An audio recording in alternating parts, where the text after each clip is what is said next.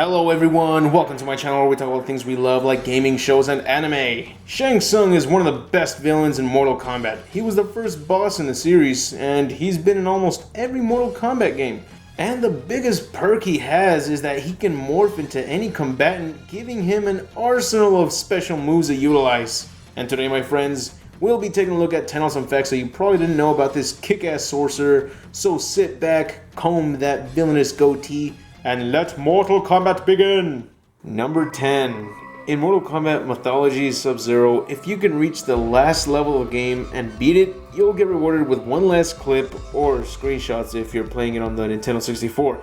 But anyways, SubZero is told by his Grandmaster that his work and skills have caught the eyes of another sorcerer, and it is then that SubZero is approached by Shang Tsung.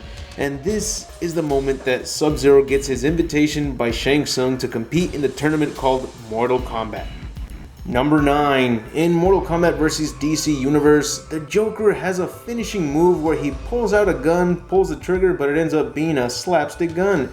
Then he pulls out a real gun and shoots the opponent, but the camera turns away from the opponent so we don't get to see the violence. However, in Mortal Kombat 9, Shang Tsung has a fatality where he morphs into a clown and performs the exact same fatality as the Joker. Only this time, it isn't censored. This was clearly a reference to the Joker's fatality in MK vs DC Universe. Number 8. Cary Hiroyuki Tagawa portrayed Shang Tsung in the 1995 movie Mortal Kombat. He did an outstanding job as a sorcerer, so good that when the moment Mortal Kombat Legacy Season 2 was announced, everybody wanted to see Tagawa portray Shang Tsung again, and surprisingly it happened. This doesn't mean that the movies tie in with Mortal Kombat Legacy, it just means that we got the perfect actor to play Shang Tsung again. That's awesome. He should have worn a wig though. I mean, Tagawa doesn't even look like he's aged since 1995. I think it would have worked. Number 7. When animalities were first introduced for every character, Shang Tsung's animality was a Cobra. Many characters received an animality that ended up being more of a joke, like Scorpion turning into a penguin and finally being able to turn into a giant scorpion in Mortal Kombat 4. But anyways, the cool thing about Shang Tsung's animality is that the Cobra is his official animality.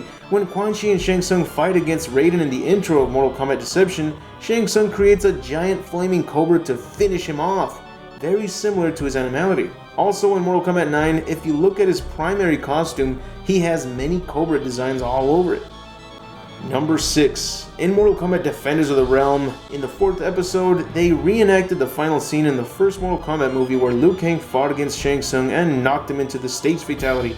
But this was a kid-friendly cartoon, so the spikes were removed and Shang Tsung was not impaled, although his body did deteriorate like in the movie. And Liu Kang still says flawless victory when it was not a flawless victory. Number 5. Shang Tsung's special moves, like his ability to morph into any character, are some of his iconic moves that originated since the first Mortal Kombat game. Sadly, in Mortal Kombat Armageddon, he was not given the ability to morph into any character. This is possibly due to space limitations since the creators tried to put as much shit as they could into the game. But also, we get to see Shang Tsung using his morphing ability in the intro to Mortal Kombat Armageddon. Number 4. Ever wonder why in the first Mortal Kombat game, Shang Tsung is seen with a sword on his waistline, but it has no purpose? Well, it turns out that Shang Tsung originally had a fatality where he takes out his sword and slices the opponent's head off. There are even sprites showing this which could be found in the game. No idea why this was taken out and never used. It's not too gory compared to the fatalities in MK1, and I'm sure that space limitations weren't a problem with MK1, so it's still a mystery to why they removed his fatality. He also has an unused laughing sprite, which could have been used after he wins a fight, which would become his winning pose, but this was also taken out. Shang Tsung's laughing pose can only be seen in Mortal Kombat 2 only on the PlayStation 1 version and the Sega Saturn version. Number 3. In Mortal Kombat Conquest, there's an episode where Shang Tsung forms an alliance with Quan Chi to take down Kung Lao. This means the Deadly Alliance was created long ago before the game Mortal Kombat Deadly Alliance had even came out. Did the creators get the idea of the game by watching the series?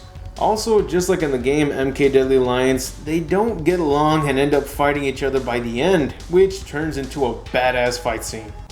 Number 2. Shang Tsung's ending in Mortal Kombat 9 has one of the best twists. After Shang Tsung defeats Shao Kahn in Mortal Kombat, he consumes Kahn's soul and absorbs his immense power. With his new power, he prepares himself to go to Earthrealm and defeat Liu Kang. But before he can go, he is visited by Boraicho. Boraicho offers to teach Shang Tsung how to control the dark magic, but for a special purpose, to use it to defeat Liu Kang. As it turns out that Liu Kang has become a god, and the power has corrupted him, turning him into a tyrant. So Shang Tsung masters a move that is deadly enough to kill Liu Kang, and vengeance would finally be his. Number 1.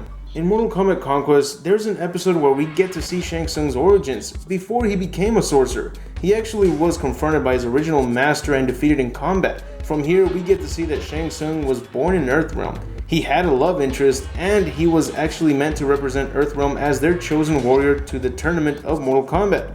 But after he gets to compete, Shao Kahn notices potential in Shang Tsung after Shang Tsung tried blocking a deadly projectile move with one of the spectators.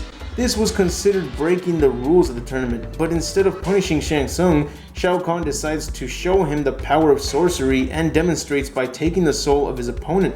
And after learning this, he betrays his former master, forgets about his love interest, and joins the Emperor. And that's it for the video. I hope you enjoyed it, and if so, please leave a like, share with others, and subscribe if you haven't. And don't forget to click on the little bell icon next to the subscribe button to notify you of every new video that gets uploaded to the channel. And if there's a specific video you'd like to see, just leave it in the comments and you might get to see the video you were hoping for. Also, follow me on Twitter to find out which videos are up next and whatever random posts I make. But anyways, I'll see you all tomorrow, and remember to have an awesome day.